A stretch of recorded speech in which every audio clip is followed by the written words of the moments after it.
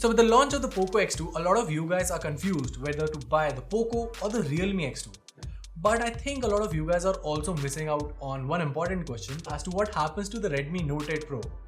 Has the device now lost its importance, and should existing users upgrade to either of the X2 brothers, or does the Redmi Note 8 Pro still hold well after 4 months of its launch? Hey guys, this is Varun from Guiding Tech, and today I'll be talking about my long-term review of the Redmi Note 8 Pro and whether it's still a good option in today's market or not. Let's get started.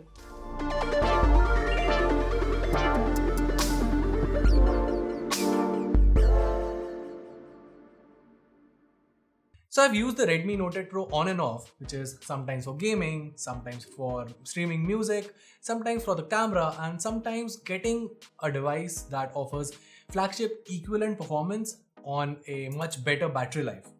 And to be honest, the Redmi Note 8 Pro hasn't let me down. Now the body feels super premium and I do prefer it even over the X2 brothers. The whole design is quite ergonomic and the fingerprint scanner here is my favorite.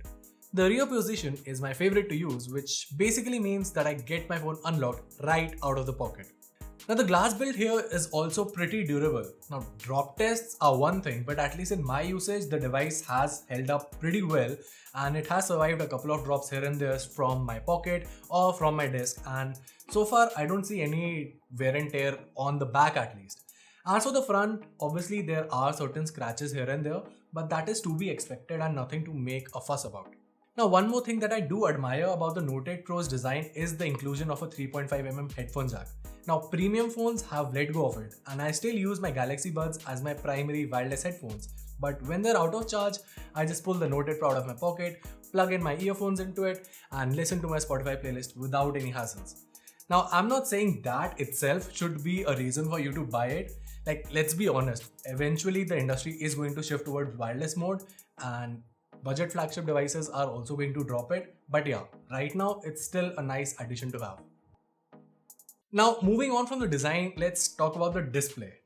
The display on this thing is bad. I mean, it's not bad, but it's not good either. So obviously I'm used to using AMOLED displays, and for the price that you pay for this phone, there are brands like Realme and Vivo and Samsung that offer much better displays. And this does not hold that well. I mean, outdoor usage is not good. In direct sunlight, the brightness levels are just not that good. The contrast also fails. And content consumption is not that great. The colors don't seem to pop that much, which is why I primarily use it just for audio streaming and not video streaming. I mean, it does support wideband L1, so if you want to, you can obviously stream Amazon or Netflix in full quality. But personally, I still do admire AMOLED displays, so this is not for me. Now even the Poco X2 has pretty much the same display as the Redmi Note 8 Pro, except that it makes up for it by offering a higher refresh rate. So basically the Note 8 Pro's display with 60Hz and that LCD panel is definitely not for content consumption.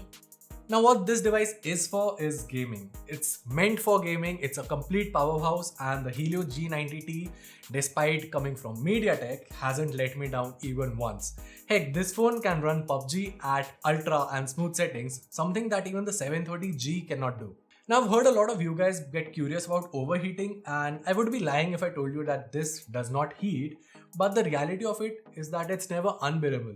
I can still game on it for hours at a stretch without having the need to rest it for a while, because yes, it's hot, but it's not that hot that I cannot even rest my fingers on it. It's still bearable. Okay, so it's a long-term review and it's worth mentioning what all has changed from the time that it was originally launched. And the biggest update obviously has to be in the software front, which is MIUI 11. Now it's still based on Android 9, which is a bummer. But apart from that Android version and API levels, everything that MIUI offers is available here.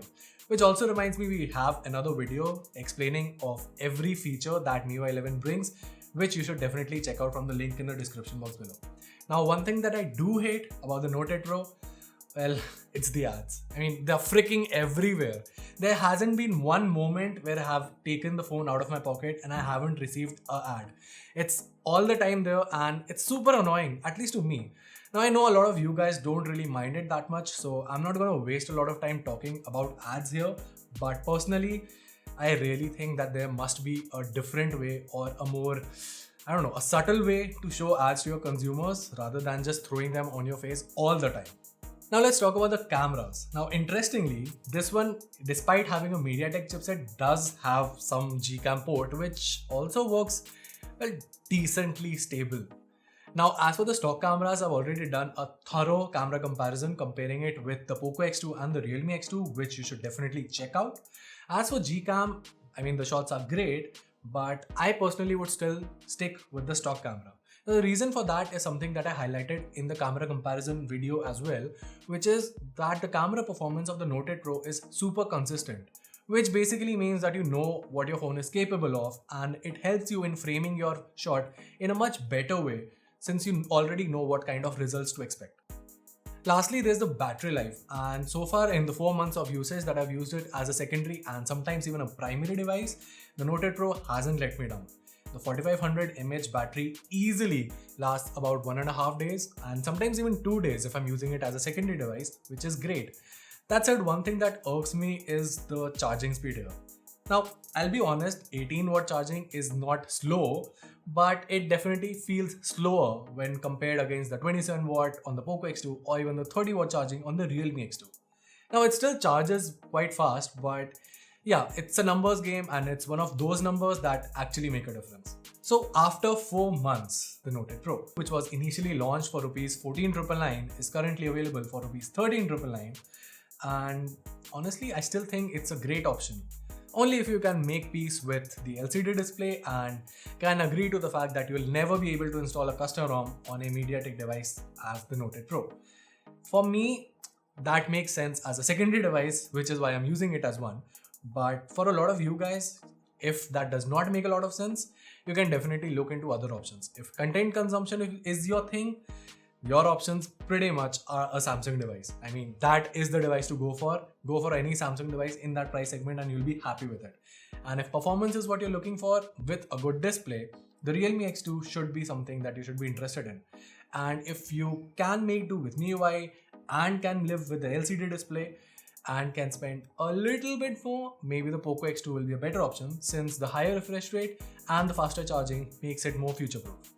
That said, if 14,000 is your price budget, the Redmi Note 8 Pro is definitely still a great option, provided that you can live with the compromises. Well, that was all from my side. If you still have any more queries or questions regarding the Note 8 Pro or need any more help in buying a new phone, make sure to sound off below. This is Varun from Guiding Tech, and I'll see you in the next one.